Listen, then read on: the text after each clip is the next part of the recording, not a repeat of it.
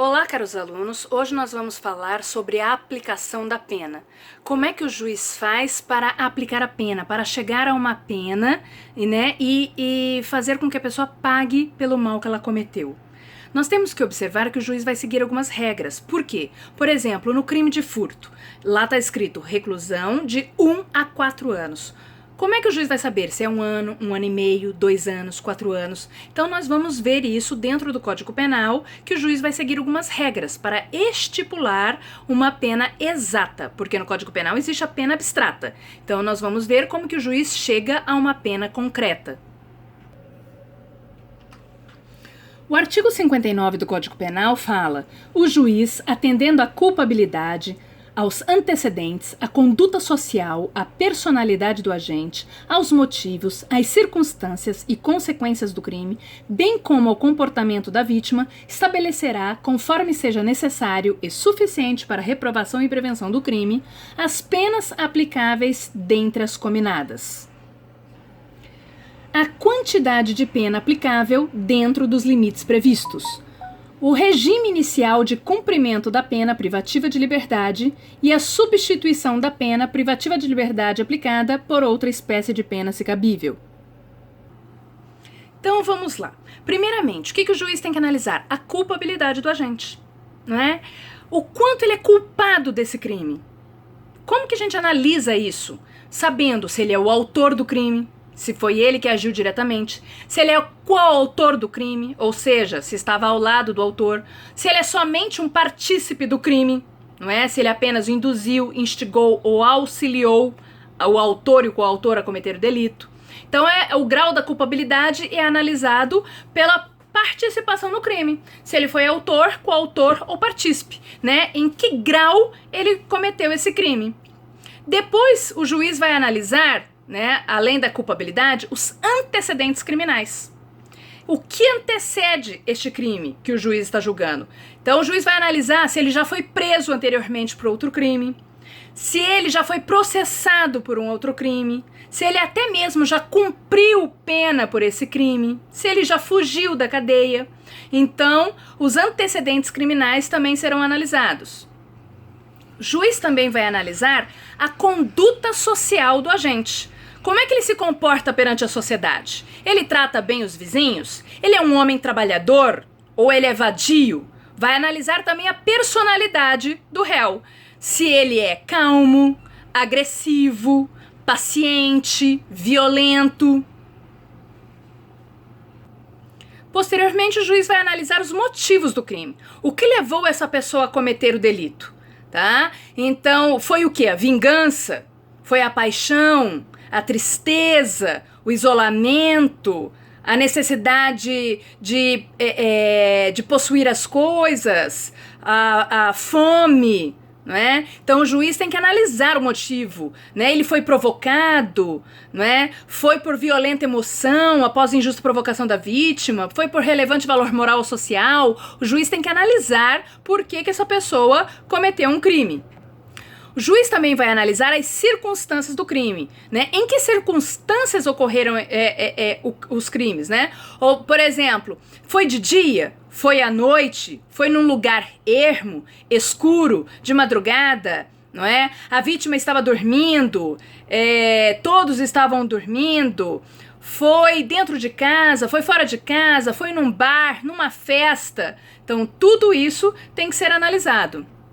O juiz também vai analisar as consequências do crime, não é? Vamos supor, a pessoa que morreu era uma pessoa que colocava alimento dentro de casa, a família agora está passando necessidades, não é? Financeiras, porque a pessoa morreu, foi um filho que morreu, não é? E agora a mãe está desesperada, não sabe o que fazer porque perdeu o único filho. Então as consequências do crime também devem ser analisadas. E por último, o juiz tem que analisar o comportamento da vítima. Sim, o comportamento da vítima, porque a vítima, ninguém quer ser vítima de um crime, mas a vítima contribui em muitas vezes para o resultado criminoso, não é? Por exemplo, nós sabemos no mundo que a gente vive. Então, se uma pessoa largar o carro aberto com a chave na ignição, ela contribuiu para o crime de furto. Se a pessoa, ela pega, provoca a outra, provoca, irrita, e depois leva um soco na cara, a vítima contribuiu para o crime de lesão corporal. Eu já vi um caso onde o acusado manteve uma discussão com a vítima, sacou a arma em direção à vítima e falou: por favor, não me ofenda mais, não me humilhe mais, porque senão eu vou atirar. A vítima, mesmo vendo uma arma apontada em sua direção, virou e falou: você não é homem para atirar em mim. Duvido que você dispare um tiro na minha direção. Você não é homem, você não é homem. O que aconteceu? Levou um tiro e morreu. Então a vítima contribuiu para a sua morte. Então até o comportamento da vítima, o juiz tem que analisar na hora de dar uma pena a um criminoso. Depois que o juiz chega a essa pena final, ele vai aplicar o regime. Nós já vimos nas aulas anteriores que quando o réu é primário de bons antecedentes, o juiz e o crime é apenado com reclusão até 4 anos, regime aberto, de 4 a 8, semiaberto, para cima de 8, fechado. Se é apenado com detenção, até 4 anos aberto, para cima de 4, regime semiaberto. E, para finalizar, o que o juiz vai fazer? Depois que ele olhou a quantidade da pena, ele vai observar se essa pena pode ser substituída. Se o crime não for com violência à pessoa, nós sabemos que até 1 ano pode ser substituído por uma pena de multa e até 4 anos pode ser substituída por penas restritivas de direito. Agora nós vamos falar de situações que podem agravar a pena. O que é agravar? Aumentar a sua quantidade. E vamos falar de situações que podem atenuar a pena. O que é atenuar? Diminuir a pena do réu. Tá? Então, o Código Penal, ou seja, a nossa lei, permite situações em que o juiz vai poder agravar a pena e situações em que o juiz vai poder atenuar a pena. O artigo 61 do Código Penal, ele trata das circunstâncias agravantes, onde o juiz pode agravar a pena, aumentar a pena do réu. Então, o artigo 61 fala: são circunstâncias que sempre agravam a pena quando não constituem ou qualificam o crime. O que significa isso? Que se não for qualificadora, vai ser aplicada como agravante. Então, primeiro, a reincidência. Segundo, ter o agente cometido o crime por motivo fútil ou motivo torpe. O que é um motivo fútil e um motivo torpe? Fútil vem de futilidade, banalidade. A pessoa comete um crime por uma reação muito desproporcional àquilo que ela recebeu. E o torpe vem de torpeza, de coisas inadmissíveis, não é? Então, o que é fútil? Tudo que é pequeno, não é? Você matar porque a pessoa olhou torto para você. Isso é um motivo fútil, não é? Então, isso é um motivo fútil. Você roubar, né? Porque a pessoa é mais rica que você. Então, é um motivo fútil. O que é um motivo torpe? Motivo torpe é aquilo que é inadmissível, tá? Ela está associada com a vingança. Então, o motivo torpe, a torpeza, ela é associada com a vingança. Vingança, então, é um motivo torpe. Matar por dinheiro é um motivo torpe, por herança, seguro de vida, tá? Então, isso é torpeza, tá? Então, eu vou pegar e dar um exemplo aqui para vocês mais ou menos diferenciarem num homicídio o que é fútil do que é um motivo torpe. 2 homens estão num bar jogando sinuca, tá? Aí um joga sinuca daqui, aí um perde e fala assim: não, eu quero a revanche. Não, nós vamos pra revanche, eu quero a revanche. Aí o outro fala: não, eu não quero. Não quero, eu quero ir embora pra casa, vamos largar isso de mão. Pra que revanche? Isso é só uma brincadeira. Aí o outro pega e fala: não aceito negativa. Pega o taco de sinuca e enfia na barriga do outro, matando-o. Ou seja, ele cometeu um homicídio por motivo fútil. Matar alguém porque não quis uma revanche? Né? Então, é totalmente desproporcional. É muito pequeno não é? O que ele fez é muito pequeno. Falar que não quer uma revanche não é um motivo para matar.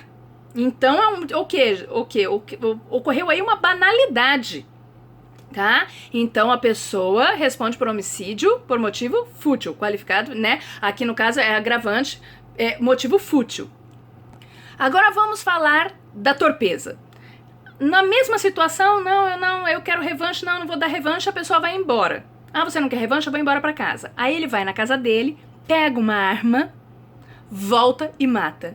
Ou seja, o fato de ele ter ido até a casa dele, deu tempo pra ele pensar, ele pegou uma arma e voltou e se vingou. Então isso é motivo torpe, tá? Então a futilidade, ela está relacionada à pequenez do ato e a torpeza está relacionada mais à vingança. Vingança, herança, seguro de vida, essas coisas. A letra B fala: para facilitar ou assegurar a execução, a ocultação, a impunidade ou vantagem de outro crime. Ou seja, a pessoa comete um crime para apagar os rastros de outro crime. Letra C. A traição, de emboscada ou mediante dissimulação ou outro recurso que dificultou ou tornou impossível a defesa do ofendido. Traição é quando tem uma relação aí de confiabilidade, né? Então, traição é quando você já tem um conhecimento, já tem uma amizade, já tem um relacionamento e a pessoa aproveita-se, né, dessa amizade, desse relacionamento para cometer um crime. Emboscada é quando arma uma arapuca, a pessoa fica escondida, por exemplo, atrás de uma árvore. Mediante dissimulação, não é? A pessoa se finge de florista, fala que vai entregar umas flores, mas atrás das flores tem uma arma para poder matar. A pessoa finge que é uma empregada doméstica, entra na casa e comete um assalto. Ou qualquer outro recurso que dificulte a defesa da vítima, que também é chamado de surpresa, ou seja, a pessoa jamais esperaria que esse crime ocorresse.